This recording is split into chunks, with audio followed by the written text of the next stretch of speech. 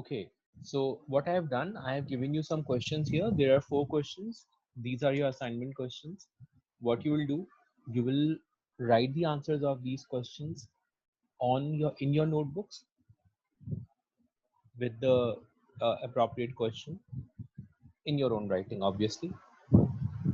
And once it is completed, you will upload these on Google Classroom.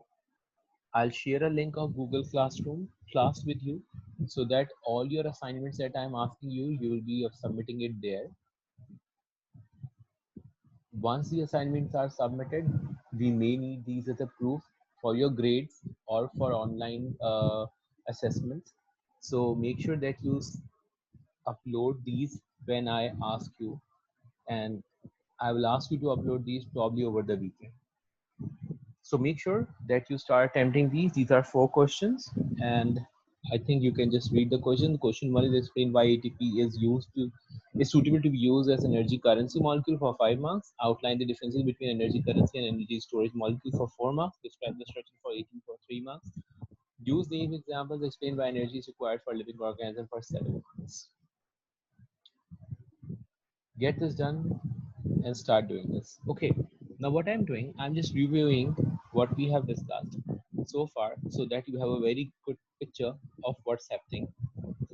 We started with respiration and we saw that energy from complex organic molecules is transferred to ATP. And this basically occurs in 4 stages: glycolysis, followed by link reaction, then Krebs cycle, then oxidative phosphorylation. We discussed that glycolysis occurs in the cytoplasm and it can occur in aerobic as well as non-aerobic environment. 4 ATPs are made, 2 ATPs are used, so there's a net gain of 2 ATPs. This is followed by link reaction, Krebs cycle, and oxidative phosphorylation. All these 3 stages, they are occurring only in aerobic conditions, and they occur inside the mitochondria. Link reaction and Krebs cycle occurs inside the matrix of mitochondria, whereas oxidative phosphorylation occurs in the inner membrane. Link reaction, no ATP is made. Krebs cycle, 2 ATPs are made, and oxidative phosphorylation, 28 ATPs are made. So the ATPs of glycolysis and the ATPs of Krebs cycle are made by substrate level phosphorylation. What is substrate level phosphorylation? Adding phosphate group to a compound, and where bonds of a substrate are rearranged, and rearrangement of bond results in enough energy being liberated that ADP and inorganic phosphate combines together to form ATP. We discussed glycolysis. What is glycolysis? Splitting of glucose. The splitting of glucose eventually into pyruvate molecules. Why pyruvate? Because hexose is a 6 carbon compound. Initially, it undergoes phosphorylation to be converted to hexose phosphate and hexose bisphosphate. 2 different ATPs are used. Each ATP provides a single inorganic phosphate for this conversion. Why phosphorylation is required? To provide activation energy for the reaction. Because glucose is a very stable compound, it does not undergo chemical changes right away. So you have to put in energy so that it starts to undergo chemical reaction. Hexose bisphosphate then splits into 2 molecules of triose phosphates. Triose phosphates are both 3 carbon. These both triose phosphates then undergo oxidation. When they undergo oxidation, it means that they lose hydrogens. 2 hydrogens are removed, which means they both have 2 hydrogens have been removed, which means 2 reduced energies have been made. So when 2 reduced energies have been made, meanwhile 2 ATPs will be made and intermediates will be formed. These intermediates will not be stable compounds, so they need to convert further. Eventually 2 molecules of pyruvate will be made and another 2 molecules of ATP will be made in this process. So overall, in glycolysis, 2 ATP were used, 4 ATPs were produced. There was a net gain of 2 ATPs, 2 molecules of pyruvate, and 2 reduced NAD were. In glycolysis, you can see oxygen has not been used so far. In glycolysis, so far carbon dioxide has not been produced. We know oxygen and carbon dioxide, they both are there in the equation of respiration when you state that. But in glycolysis, we don't see them appearing anywhere because their role is not there yet. Pyruvate which is formed and reduced NAD which is formed, they will enter the mitochondria if oxygen is available. So now the availability of oxygen becomes a mandatory factor for pyruvate and reduce and to enter into the mitochondrial matrix. Otherwise, the process in the cytoplasm for glycolysis occurs irrespective whether the oxygen is present or not. Why pyruvate was made, why hexose had to be converted to pyruvate, why glycolysis had to occur, because hexose is a six carbon compound, it's a large compound, it cannot enter the mitochondria right away. It needs to be split into three carbon compounds, which are pyruvate, because they are much smaller, so that they can enter into the mitochondrial matrix. For doing so, they will have to cross the mitochondrial membranes, which are outer and inner membrane. These membranes do not allow a six carbon molecule to cross because six carbon molecule is a large molecule. Rather, three carbon is half of that size, it's way much smaller, so it enters through the protein channels present on the mitochondrial membrane. After glycolysis, we discussed link reaction. What's happening in the link reaction? Link reaction occurs twice in the matrix of mitochondria, once for each pyruvate. What happens? The pyruvate molecule, which is a three carbon compound, it undergoes decarboxylation using the enzyme decarboxylase. Decarboxylation causes carbon dioxide to be removed from pyruvate.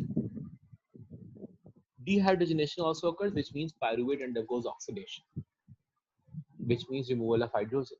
So a reduced NAD is made as well. So outcome of the reaction is acetyl, which is having one carbon less, which is two carbon. So acetyl, a two carbon compound, is made from pyruvate due to loss of carbon dioxide and hydrogen. Since two pyruvates came, so two acetyl will be made. Link reaction will occur twice, which means that two carbon dioxide have been removed and two reduced NADs have been made. Inside the matrix of mitochondria, this entire scenario has occurred. And for this process to occur, coenzyme A will play some role. What is coenzyme A? Coenzyme A will temporarily attach acetyl to itself and carry it into the Krebs cycle. Now, what happens in the Krebs cycle? This is the Krebs cycle.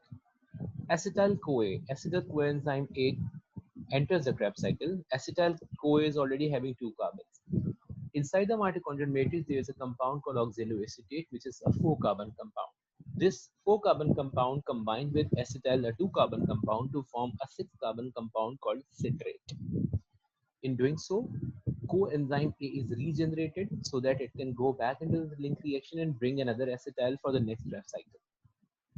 Citrate, which is a six-carbon compound, it undergoes oxidation, which means hydrogen is lost and a reduced NAD is made. It undergoes decarboxylation as well. A five-carbon compound is made, a five-carbon intermediate. The five-carbon intermediate undergoes oxidation and another reduced NAD is made due to loss of hydrogen and a carbon dioxide is removed as well. A four-carbon compound is made. This four-carbon compound eventually will make oxaloacetate, which is still a four-carbon compound, by rearrangement of chemical bonds.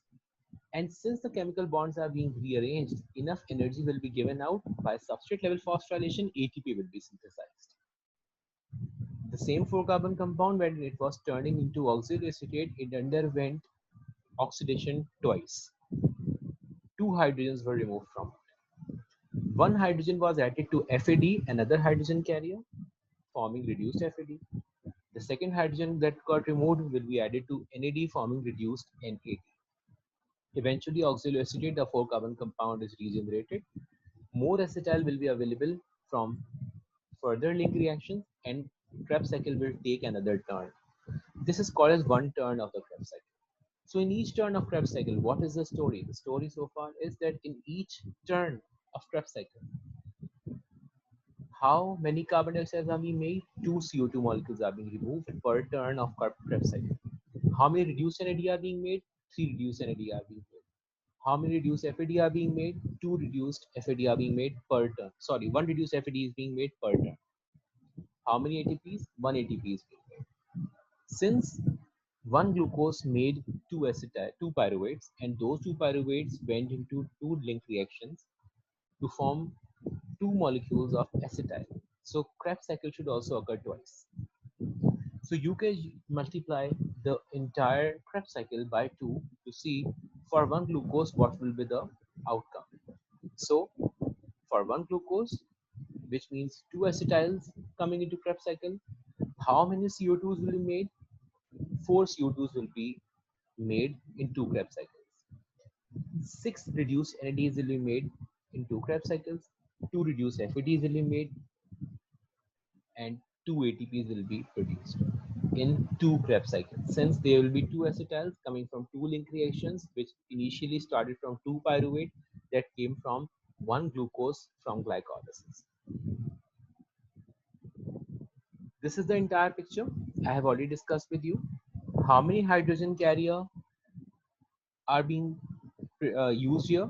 12 hydrogen carriers are being used. Each hydrogen carrier will add one hydrogen to itself.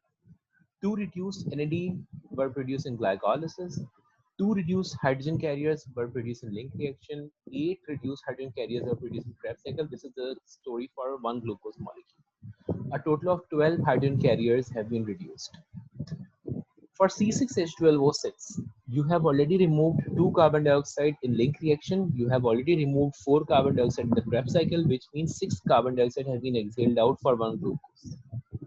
What is left behind? Hydrogens have been left behind. These hydrogens have been added to reduce the hydrogen carriers. 2 reduce NAD in glycolysis, 2 reduce NAD in link reaction, 6 reduce NAD in Krebs cycle, 2 reduce FAD in Krebs cycle. Overall, 12 reduced hydrogen carriers are available. So you can see the chemical equation C6H12O6 plus 6O2. 6 CO2 have been exhaled out.